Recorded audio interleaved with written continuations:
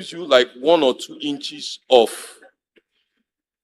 a bust. But the truth of the matter is that the things you work in the gym are your muscles and to a certain extent your bone density.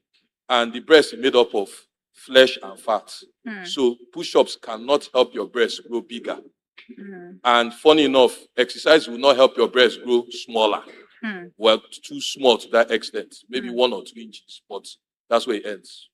So I'm taking us back to deadlifts, right? And a woman who has lower back issues is looking at you and going, yeah, right, deadlifts.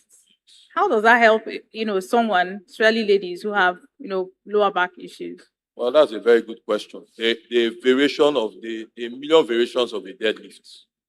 But what I tell people that are recovering from back injury is you do deadlifts without weights first.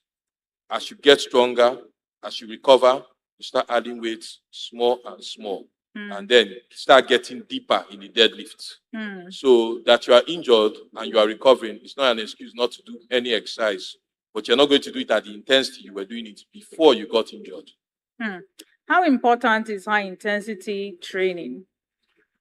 High intensity training is important because the body and human beings as individuals and as a group are highly competitive.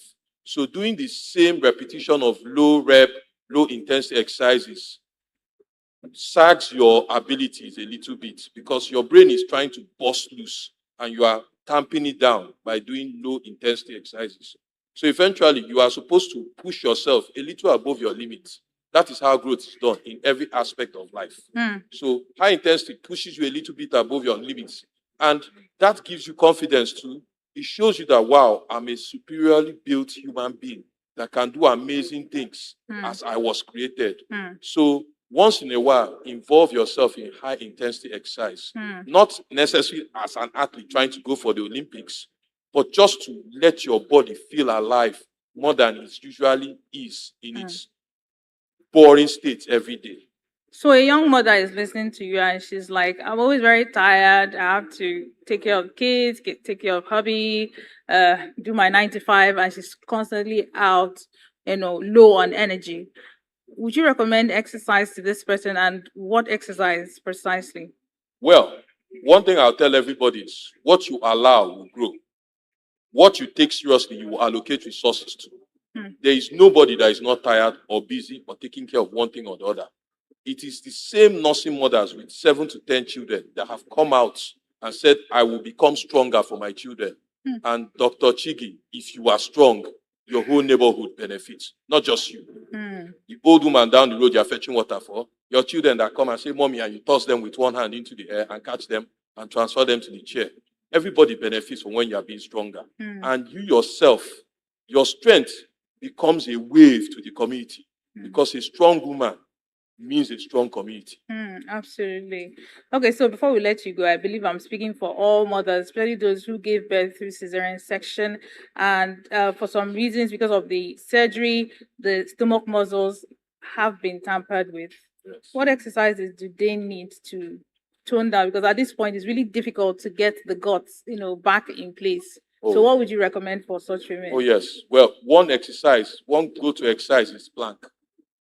Because what you have described now is what is called diastasis recti, separation of the stomach muscles. So a lot of the stomach or tummy exercises or core exercises that you might do when your tummy is still normal, in quotes, it's not possible again. So I tell all mothers that are suffering that or have experienced that, go to planks.